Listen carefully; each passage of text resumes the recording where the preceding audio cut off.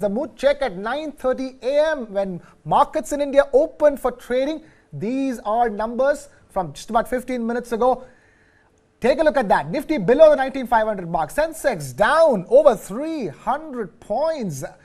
Nifty mid-cap down, small cap barely in the green.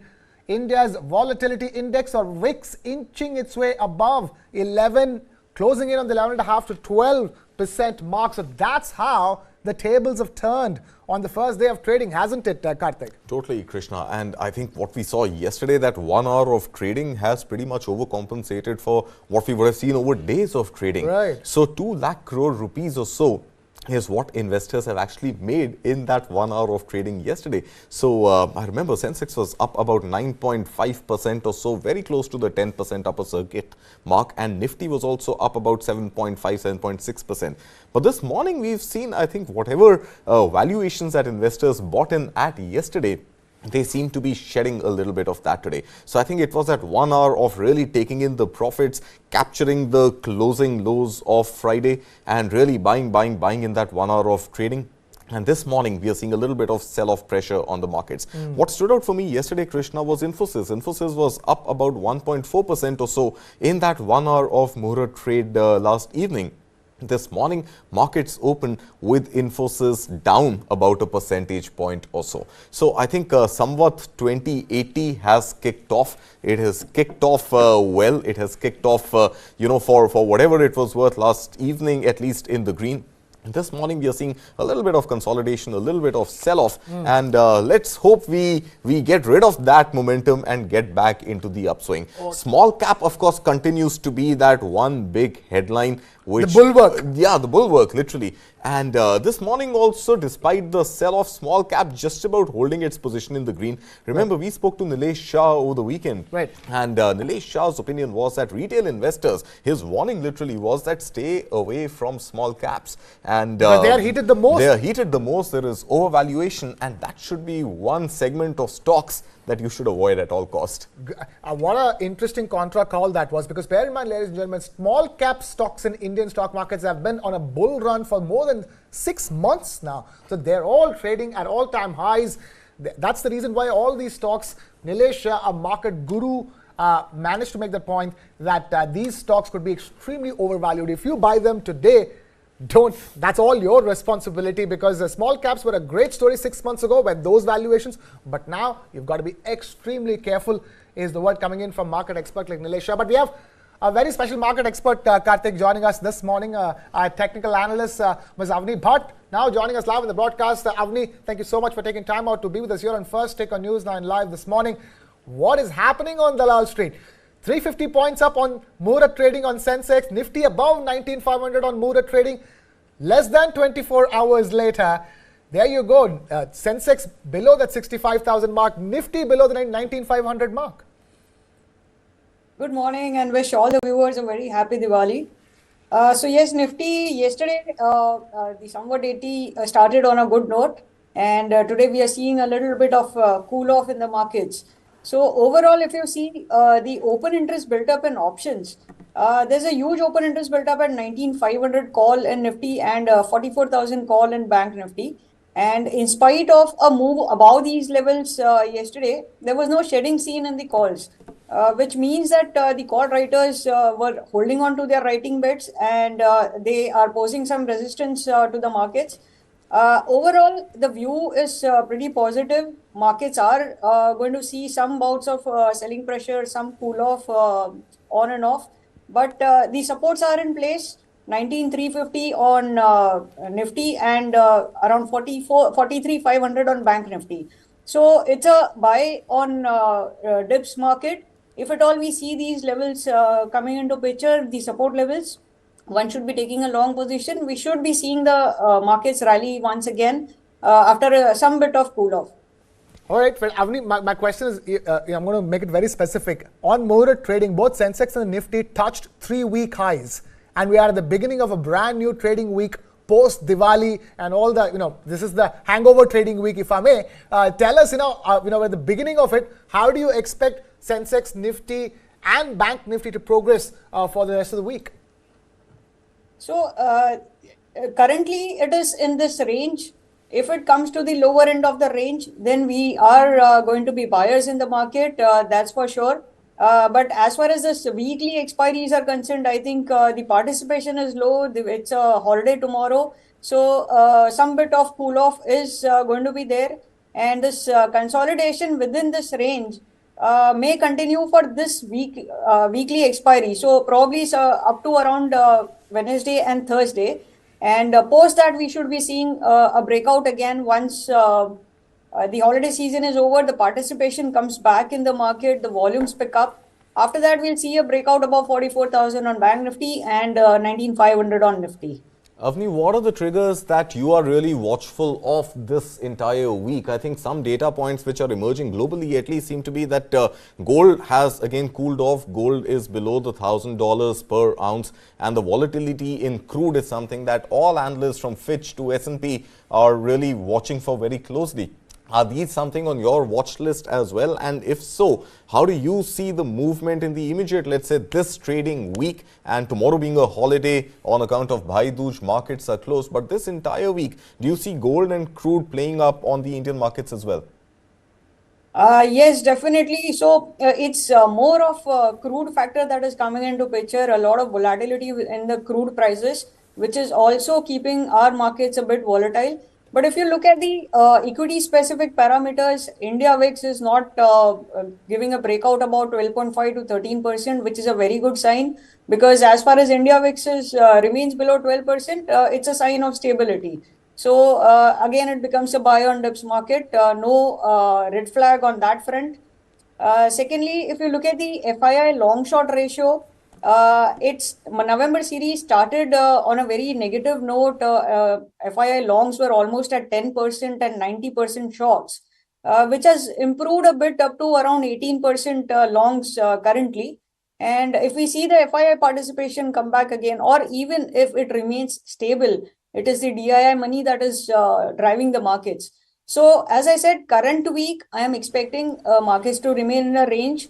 But from probably Friday onwards, we should see a good move on the upside. Okay, from Friday onwards, we could see a good move on the upside. Avani, I'm going to bring this back to stocks over here that we're going to be discussing. The stock calls that we're discussing here on First Tick on News9. Let me begin with Bharat Forge. Talk to us about Bharat Forge as a stock. What's the buying range? What's the target price that you're seeing? So Bharat Forge has consolidated quite a bit, and we should be seeing a good move coming in a few trading sessions. So around 1040 to 1044 is the range where it has consolidated, and we are anticipating a good breakout above 1045 level in coming few days. So it's a buy in this range, 1040 to 1044, and you can keep a target of 1085. And a stop loss of 1010. Avani, what are the factors which are influencing Bharat Forge? Is it this uptake in defense orders that is the biggest trigger? And of course, steel, a direct sort of component going into the auto sector, robust auto numbers month on month. So what makes you bullish on Bharat Forge at this stage?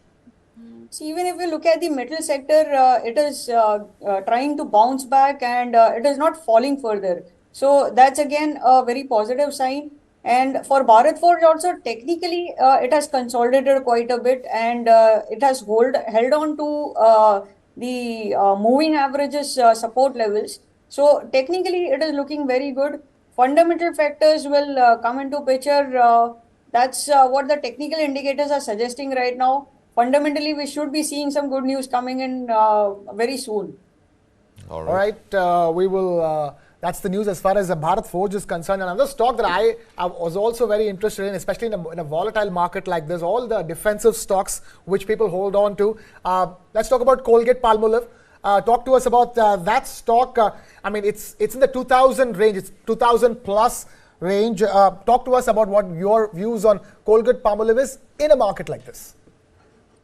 See, Colgate Palmolive has seen a steady growth. If you look at the long-term charts, it has seen certain bouts of selling in between. But overall, if you see, the trend is very, very positive. And it's again a consumption story. The coal pal products, every household, if you see, that consumption is never going to go down. So as far as profitability is concerned, I think the next quarter is going to be pretty good for Colpal, and it has consolidated quite a bit. It is trading above all the moving averages. So we should be seeing a good catch-up rally coming in this stock, and we are targeting a target of 2300 in coming few days, and we'll be keeping a stop loss of 2020. Avani, on Colgate Palmolive, how are the technicals for its competitors? Let's say HUL and Dabur. I think news coming in suggesting that Dabur is also now unleashing its war chest and is going to go after acquisitions, very, very aggressively. So, how do the charts fare for Colgate Palmolive versus its peers? So compared to HUL, now HUL, if you see, it has been trading below the moving averages, and every bit of rise in the market, we are seeing a lot of selling pressure. So you can say that if it moves up for 2-3 days, there's a downfall for next 7 to 8 days, and it has been in a constant selling pressure. So comparatively, the overall setup for Colpal is better than HUL. And compared to Dabur, if you see, then Dabur also has been in a downtrend. Recently, it has given a good up move, but again, it is trading below all the moving averages. So it was going to be difficult for Dabur to cross its 50-day moving average, which is at around 541. And if it crosses that, only then we see some kind of long build-up coming in. As far as current situation is concerned, in both these stocks, HUL and Dabur, we have only seen short covering so far, no long build-up, whereas Colpal has seen a long build-up in the FNO segment. So I think Colpal is better placed than these two stocks. Okay. Colpal is better placed than HUL and Dabur. Avani, I'm going to stick with that space. Technically, this is a hotel company, but it's become an FMCG company of late. ITC is what I'm talking about. Look at that stock. Your buying range is around 438. Explain this to us. Colgate Palmolive at those levels and ITC at these levels. See, ITC it went up quite a bit to up to somewhere around 458, 460, and then it has seen a huge selling pressure. And after that selling pressure, now if you see for last 8 to 10 days, it has not broken the support levels. It is consolidating. So here it's an anticipatory trade. We are anticipating a breakout. The breakout level is 440, but we are anticipating that it will break out of this range and move further up. As far as the company is concerned, obviously there are no fundamental changes in the company that are negative and could impact the stock prices. So I think ITC is also a good bet. It's an anticipatory trade. So keeping a stop loss is very important. 430 is a level where it has consolidated quite a bit, and we don't think that it will go further down below 430. Any great upsides would you expect? I mean, there's no negatives as far as ITC stock is concerned, but if you're expecting a breakout going forward, what are the positives you're looking at as far as the ITC? Demerger, I think ITC demerger been in the works, in the making. For how long? Forever. My question here is that now you've seen the company expand its FMCG business quite a bit, the momentum catch up on the stock. So that's what I'm asking. Is it ITC only a case of no negatives so you can go for it, or positives that can be expected going forward? So as far as positive news is concerned, I don't think right now currently there's any positive news coming in, but no negative is a good positive signal that is there. Supports are in place. Okay. No negatives are a good positive. Definitely in these volatile, uncertain times, no negatives is a great positive. I don't want to question you anymore on that stock, but I will move on and move away from all the FMCGs and defensive to another company, Escorts. Talk to us about, it's a very expensive stock at the end of the day, but tell us, and then you are also, your buying range is around 3180, but it can hit anywhere about 3,300 per stock, isn't it?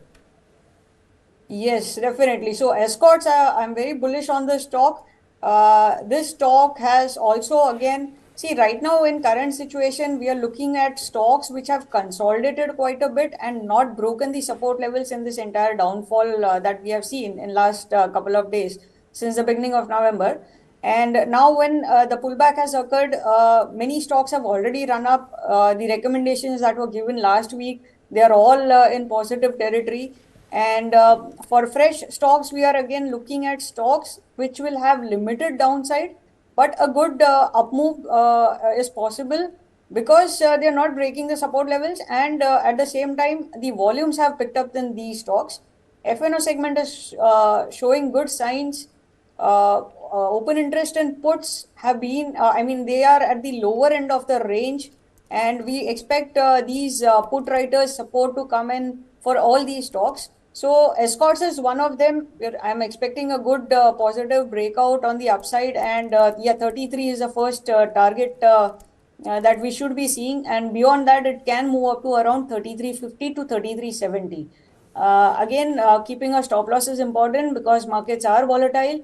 So we'll keep a stop loss of 3120, which has been the support that has not been broken.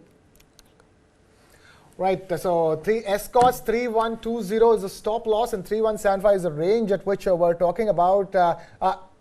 Just to ask you one more question on Escorts, it is simply put the most expensive stock call for this morning. And we're constantly talking about how Indian markets tend to be overheated, which in fact we began the show about small cap stocks in the country. They've been a great story for the last 6 months, but they are overheated right now. How do you view a stock where the buying range is 3,100 per stock in a market like this?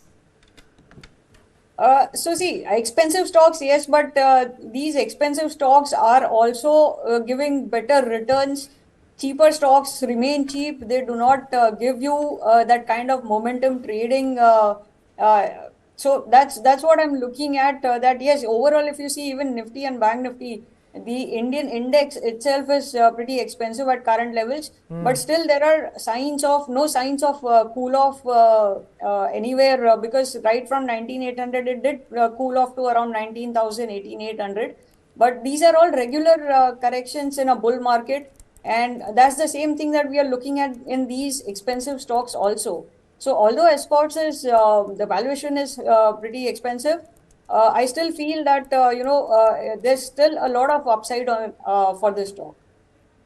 All right. Despite the fact that it's a 3,100 rupee plus stock, there is still more upside, lot more upside. 200 rupees plus upside per stock is what Avani is telling us. So we will leave Escorts at that. And then from the most expensive stock call this morning to the cheapest stock call this morning, we'll go to IDFC Ltd. Talk to us. I mean, we'll go from one extreme to another. Is IDFC a value buy?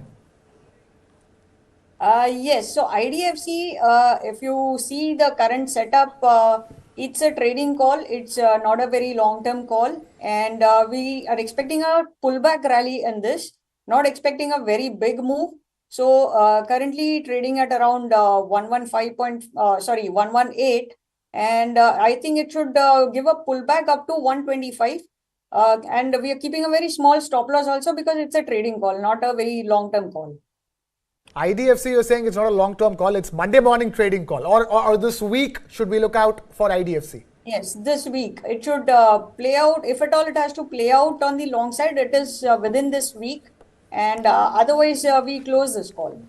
Avani, one related question, not IDFC Limited per se, but IDFC Bank. And IDFC Bank, in addition to Bank of Baroda and Central Bank of India, they're all increasing their provisions when it comes to the ongoing Go First insolvency case and the likelihood of perhaps that running into a default for the banks. So IDFC Bank increasing its provisioning could get impacted with Go First saga going on. Any impact that you see on IDFC Limited? I'm not too sure on that because see, I've picked up the stock based on technical parameters and F&O parameters. Okay. As far as fundamentally, I am not too sure on what you're asking, whether it's going to impact negatively or positively. No problem. Okay, that's fine. Fair enough. I really want to also double check on the numbers so far. We've, as of 10 a.m. this morning, let's get a check of where markets are trading at. Bear in mind, the markets this morning after Mahurat trading had a gap down opening, if I may, in the red. And there you go. This is the morning mood check as of 10 a.m. India stock markets, Nifty 50 down 0.3% at 19,463. Sensex 2 down similarly 0.36%. Above the 65,000 mark, 65,022. Nifty mid cap trading flat in the red at 40,938, down 0.1%. And Nifty small cap trading marginally in the green, 0.15% up at 13,538. Strangely, India VIX, India's volatility index, is gone down by 0.5% and is at 11.29. Avani, I just wanted to ask you about, you're giving so many ranges. Talk to us about this volatility index too, as you're giving us stock calls. It goes up, it comes down, and now we're being given to understand, just like every stock has a range, India's volatility index also, there's a comfort range with which every market analyst is looking at. That magic number of 12? Yeah, not more than 12. Anything between 10 to 12, isn't it, Avani? So whenever it gives a spike about 12%, 12 to 12.5%, we have seen a good rally coming in. So I think 12.5 to 13% range has become the new normal. Whenever it hits around 12.5%, we see the markets, consolidate and then move up again. And the lower end of the for India VIX has gone down to around 10.5%. So 10.5 to 12.5% is a comfort range. Now, this is a highlight for the day that in spite of a negative opening and further selling pressure today morning, India VIX is not moving up. So that's a very positive sign. It only means that stability is still there in the system. And this temporary volatility that we see should be taken as buying opportunity and supports should be kept in mind. So 19,350 on Nifty and 43,500 on Bank Nifty. If we get these levels, it's a very good buy. All right, let's pull up those support levels again for Nifty and the Bank Nifty. Even as Avani tells us, volatility index should be a good marker for you to understand how the markets are going. Every dip is a buying opportunity. So Nifty 50, 19,350 are the support levels, and similarly for Bank Nifty as well. We've been discussing all morning Nifty and Bank Nifty. If you can pull up those support levels graphics, it'll be great. Avani, we're going to let you go with just one call as far as the markets are concerned. Quickly tell us, this week it's a truncated trading week, and then we have expiry as well. So tell us, if I were to ask you, technical levels for markets barring this week for the weeks after. So 19,350 to 19,500, best case scenario 19,550 will be the expiry range, that is expiry due on Thursday.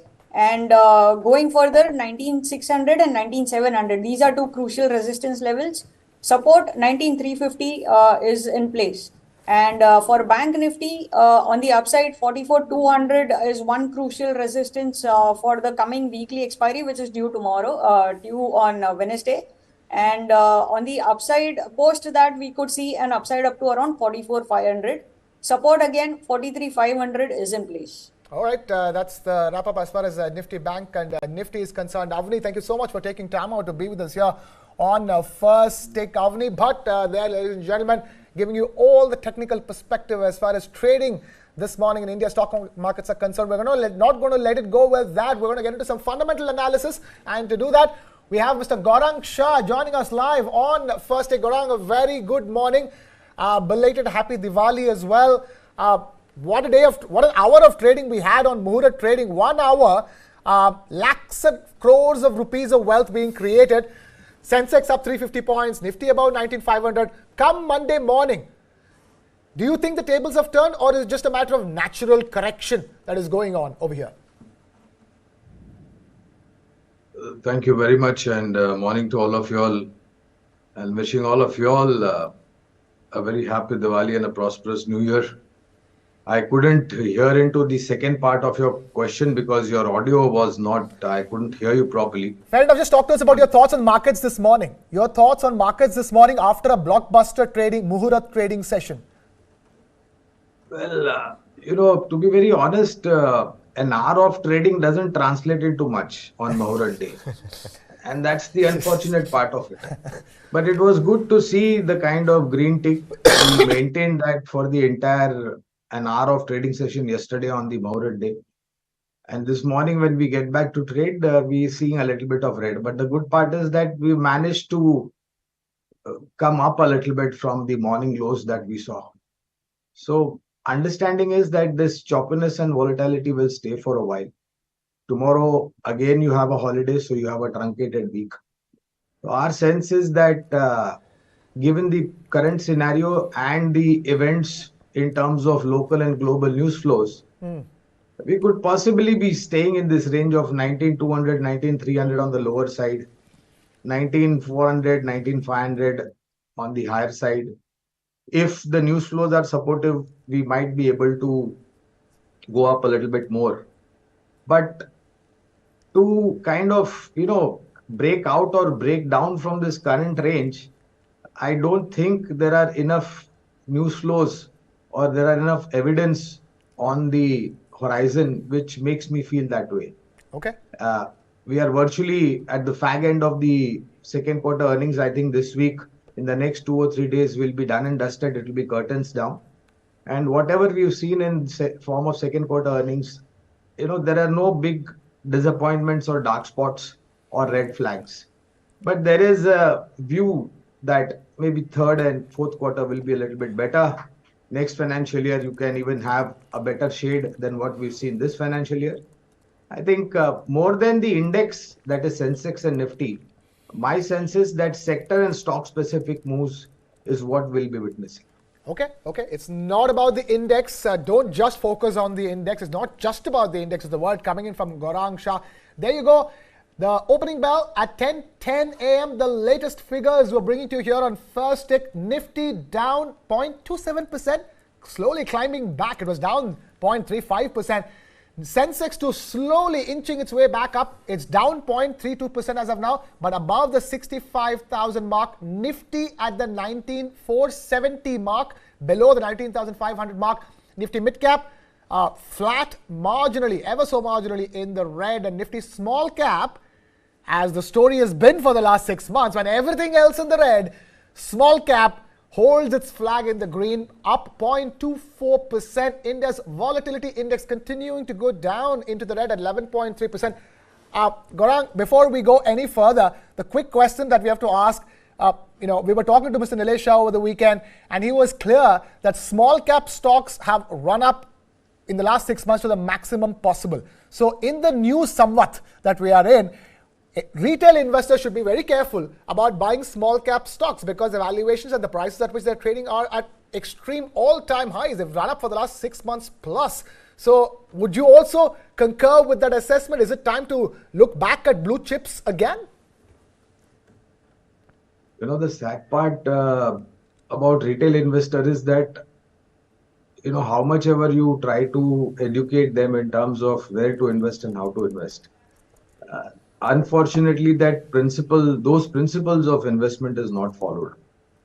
And as a result of that, a lot of small investors end up not only burning their fingers, but their whole hand. I definitely concur with Nilesh Bhai that small caps are a little bit overvalued. And this is not the first time. Every time, the most unfortunate part about the small cap universe is that the share prices run away before the earnings or valuation can justify it. And when the earnings come, and then there is, when you dissect those earnings, the prices of those shares come down even before you can realize or you can get an exit. So my sense is that you need to put all your investment under the microscope when it comes to the small cap universe. It's not like anything and everything that you touch will turn into gold from dust. Have to be extremely careful. Mid cap, our sense at Geojit is that sector specific, you can definitely have certain options in terms of long-term investment. And can you tell us about the sectors, sir? Can you tell us about small, in the mid cap and the small cap universe, if you can tell us some of the sectors, now that you're telling us all about the sector specific activity. I'll come to that. Let me complete myself. Okay. So large cap is something that we have always been extremely positive about. And we always maintained one stance. And that is buy quality, don't buy quantity. Okay. Because whenever it comes to quantity investment in single digit, double digit valued share, those experiences are not pleasant and unfortunately you end up losing capitals. Now to answer your question, what are those sectors and what are those companies that we possibly look at? So our sense at Geojit is that certain auto related mid and small cap stocks can be looked at. certain auto ancillary, because if auto is going to do well, auto ancillary, tire, battery manufacturing, OEM segments will do well. Similarly, in terms of mid-cap universe, mid-cap IT has been performing extremely well over the last couple of quarters, even last financial year if you go to see. So mid-cap IT, you have names like, LTI, Mindtree, KPIT Tech, Tata LXI. These are some of the small cap names in the IT universe. You have names like Science Limited, Coforge, which we are extremely positive on. Banking is something that excites us to a great extent, along with NBFC, strong NBFC. So you have names like Federal Bank, City Union Bank among the mid-stroke small private sector banks. Amongst the public sector banks, we are extremely positive on State Bank of India, Bank of Baroda, Canara Bank, PNB, to name a few. In the NBFC universe, L&T, Chola, Shriram, Bajaj Finance, Mahindra and Mahindra Finance. These are some of the, and more importantly, I think FMCG, India is and always be a consumption-driven economy. So our sense is, amongst the mid-cap names, you have Imami Limited. Maybe a mid to large cap, you have names like Tata Consumer, Godrej Consumer, Dabur, Marico, including ITCs and the HUL of the world. So you need to have a basket of stocks as far as your investment portfolio is concerned. Hi, Gaurang. Good morning. Karthik here. Nice to have you back with us. I just wanted to understand from you this green energy transition that India is embarking upon, given the volatility on crude, on petroleum and the global events that are unfolding every day. Do you think this energy transition and hence the clean energy stocks, and many of those happen to be perhaps in the penny range, not even in the small cap range, is that a sector that you would advise investors, retail investors to look at, or is that only for the big boys and the institutional investors? Not at all, Karthik. Thank you and morning to you, and wishing you a very happy and a prosperous new year. Our sense is that, it's good to see this initiative from the government. At least the ball has put into the momentum at ground level. Now this rolling of this ball and the momentum together, it's going to take a while. It's not going to be immediate. Including, the kind of investment that the government's spoken about and the way forward, the roadmap as far as the green hydrogen is concerned. All this will take time. It won't happen immediately, Karthik.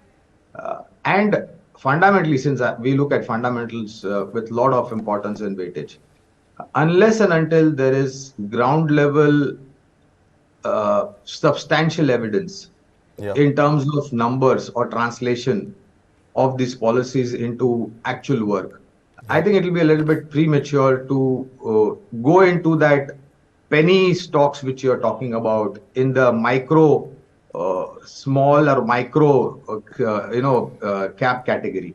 Right. Yes, there are certain names on fallback of this green energy initiative. You have names like Engineers India, you have names like L&Ts of the world, which are instrumental in setting up this entire infrastructure as far as manufacturing capabilities and capacities are concerned. But let it just play it out, wait it out for a while. Don't jump the gun. That's what I would say. About other global macros that you're tracking and how those could really play out, Gaurang, this week and the subsequent weeks. To begin with, hi, can you hear me, Gaurang? Hi, Gaurang, can you hear me? All right, not sure if Gaurang could hear me, but... meanwhile, we'll quickly check how the global markets are, even as we try and reconnect with Gaurang. S&P 500, bear in mind, up 1.56%. Wall Street had a blockbuster trading on Friday, soaring to new highs. S&P, NASDAQ and the Dow all up in the green. They thought there would be a let-up in the momentum in Wall Street after US Fed Chief Powell said that the US Federal Reserve might not be done with their rate hike cycle, although they chose to hold rates and not hike them in the last rate hike review.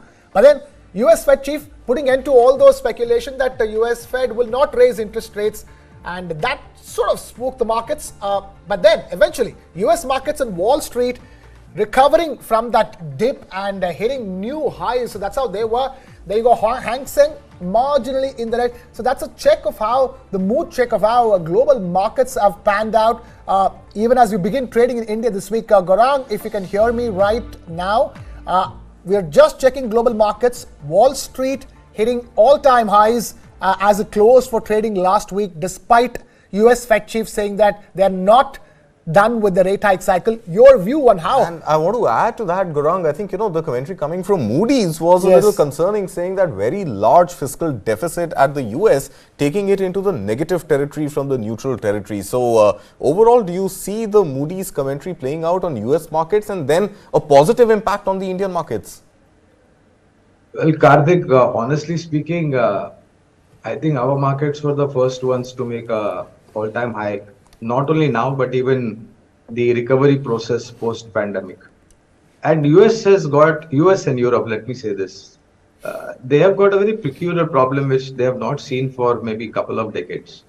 And to handle this situation and to come out of it with not much of, disturbances, they need to do or think out of the box.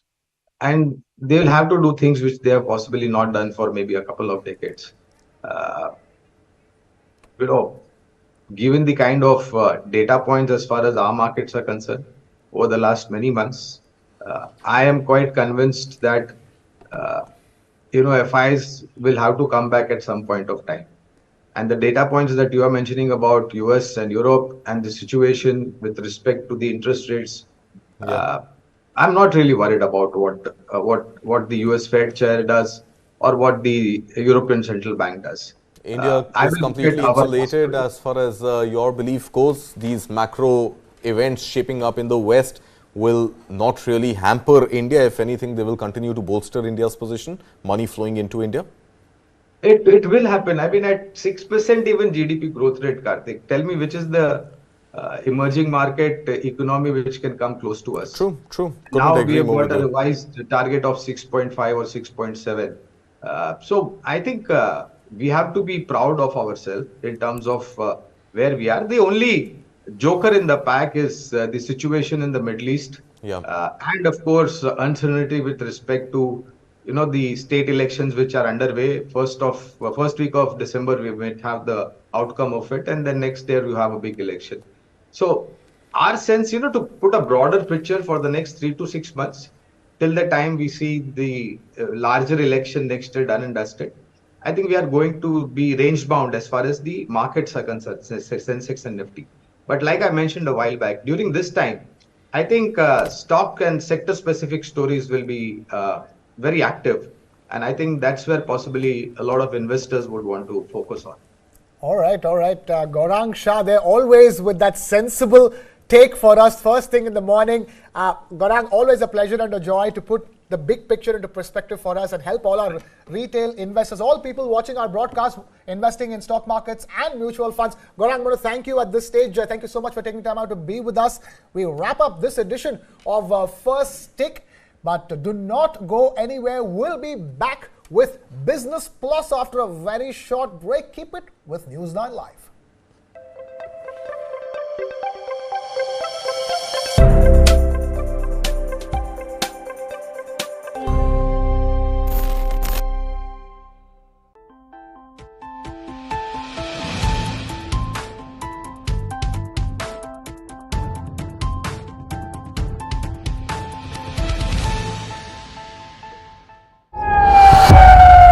Hamas attacks Israel. Israel Defense Forces strike back at Hamas.